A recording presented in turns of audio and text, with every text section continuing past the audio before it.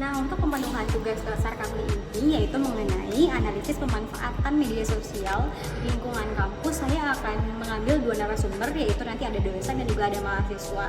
Nah, di sini nanti akan ditanyakan pendapat mereka mengenai efektivitas pemanfaatan media sosial di lingkungan kampus. Terutama karena saya adalah dosen dari Universitas Palangkaraya, saya akan menanyakan bagaimana pemanfaatan media sosial tersebut di lingkungan Universitas Palangkaraya atau UPR ini. Nah, selamat pagi teman-teman. Jadi pagi ini aku mau ngobrol-ngobrol cantik sama ini ada dosen Universitas Palangkaraya. Ibu ini mengajar di prodi Hukum. Selain beliau juga cantik dan masih muda, beliau juga sangat aktif. Selain menjadi dosen, beliau juga penggiat di media sosial. Lalu kemudian ada Kak Halawir ya Bu ya. Gitu. Dan jadi ini aku akan membahas mengenai pemanfaatan media sosial. Jadi aku mau nanya ke Ibu Via bagaimana pandangannya tentang pemanfaatan media sosial di kampus terutama ya.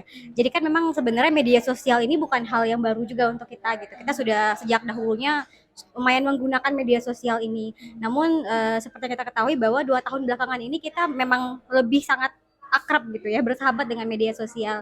Karena memang kita menggunakannya bukan hanya untuk komunikasi, media komunikasi, lalu kemudian kita memanfaatkannya juga sebagai media pembelajaran, lalu kemudian kita meningkatkan literasi, lalu kemudian kita juga menggunakannya sebagai sumber informasi juga ya, sangat luas lah seperti itu, kita menggunakannya setiap hari.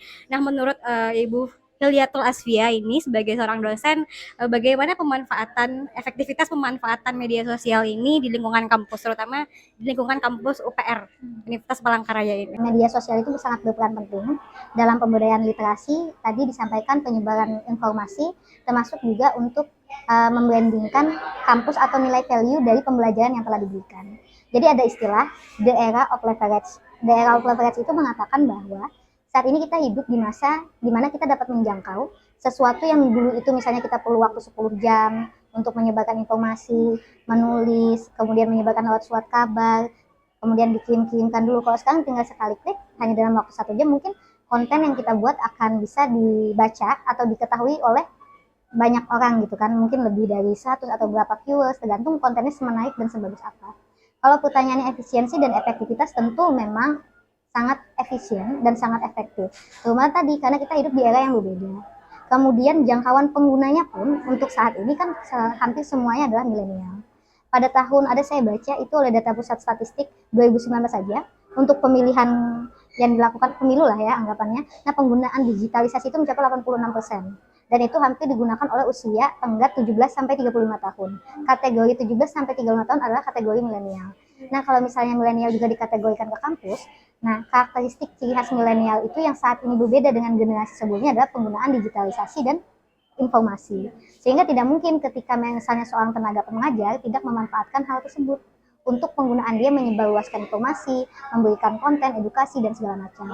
Tapi yang mau saya ingatkan kadang sama mahasiswa atau juga sama tenaga pengajar lain adalah kalau kita menyebarkan istilah informasi ya, artinya kita harus menyebarkan sesuatu yang benar adanya, fakta. Kalau kita melakukan menyebarkan sesuatu benar adanya fakta, maka itu ada value yang diberikan.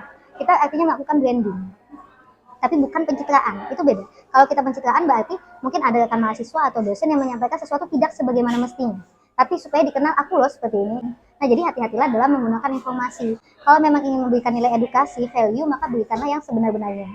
Jadi Untuk kita mencapai efektivitas dari pemanfaatan media sosial tersebut tadi yang sudah seperti saya bilang tadi, bahwa kita berarti perlu self control ya, Bu Fia. Apalagi kita juga sebagai dosen akademisi tentunya nanti kita akan menjadi contoh dan role model untuk mahasiswa gitu. Nah, bagaimana nih menurut Bu Fia kita membuat self control tadi, menciptakan self control tadi, yang kemudian apalagi Bu Fia sebagai dosen hukum ya, yang pastinya paham betul gitu pemanfaatan media sosial ini harus menggunakan moral, adab tentunya. Nah, bagaimana itu menciptakan si self control tadi mulai dari diri kita sendiri yang kemudian kita aplikasikan dan dapat dicontoh oleh mahasiswanya.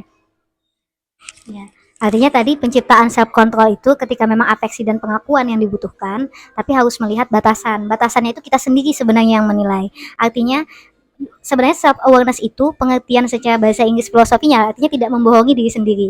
Kamu yang mengenali dirimu, kamu yang tahu nilaimu apa, ya kan? Kalau kamu kemudian membohongi diri untuk dapat pengakuan, itu kan pembohongan publik namanya. Nah, itu jangan sampai kemudian jadi bumerang, karena jatuhnya akan jadi bumerang. Ketika orang sudah tahu ini, oh tiba-tiba tidak demikian kan? Kalau misalnya ini memang dibaca oleh penggunanya segala macam, Artinya ketika memang menggunakan media sosial itu, gunakanlah sebaik-baik mungkin untuk melakukan branding diri. Karena bisa jadi orang mengenal kita dari sana, mengenal value kita, kemudian mengajak kita bekerja, mengajak kita kolaborasi dan segala macam. Dia sangat luas ya informasinya, terutama kan beliau juga sangat giat di media sosial seperti itu ya. Human branding juga ada gitu, dan memang di era modern ini kita tidak bisa lepas dari yang namanya media sosial gitu. Kita memang harus bersahabat mau tidak mau gitu. Dan dalam penggunaan media sosial itu sendiri kita dituntut untuk cerdas dalam artian menggunakannya, memanfaatkannya, dan terutama kita sebagai seorang akademisi, seorang dosen, lalu kemudian kita mengajarkan mahasiswa, dan melalui media sosial ini diharapkan juga kita nanti dapat memperkuat literasi ya, literasi digital apalagi gitu. Jadi itu saja tadi bincang-bincangnya dengan Ibu Via. Terima kasih atas waktunya karena beliau sangat sibuk sekali. Oke, terima kasih Bu Via. Terima kasih.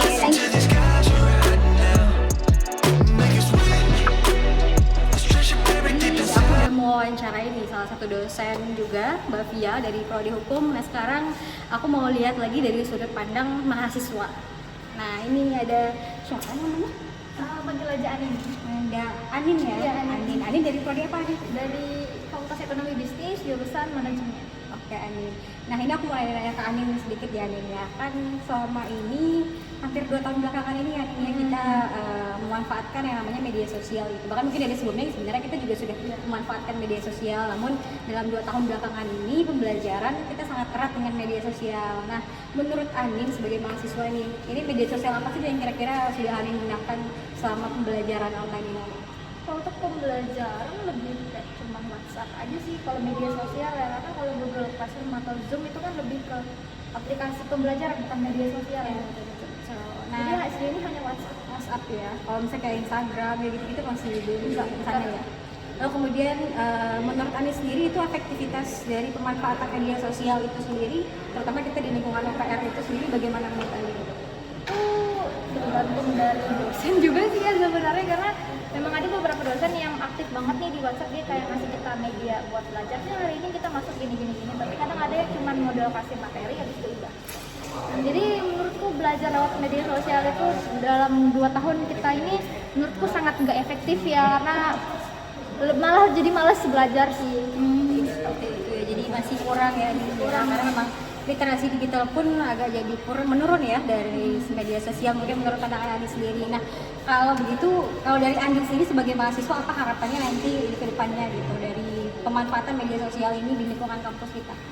Mungkin bisa lebih kreatif lagi ya dalam pembelajaran apalagi online ya, mungkin bisa mahasiswa dibikin tugas yang lebih kreatif yang bisa menggunakan semua media kayak dari YouTube, Instagram, mungkin bisa lebih biasa lagi gitu kan mahasiswa untuk mengeluarkan kreativitas, jadi nggak cuma kasih tugas di WhatsApp rangkum selesai gitu kan. Mau sih seperti itu biar lebih interaktif aja pembelajaran interaktif ya. Oke, tadi itu dari Anin ya, makasih Anin ya, dan semoga memang nanti pemanfaatan media sosial bisa lebih efektif juga kita gunakan gitu, walaupun nantinya kita sudah mulai offline begitu ya, namun tentu saja media sosial ini akan tetap menjadi sahabat kita, membantu kita dalam pembelajaran, kemudian nanti dalam informasi juga. Dan itu saja. Terima kasih. Terima kasih Anin.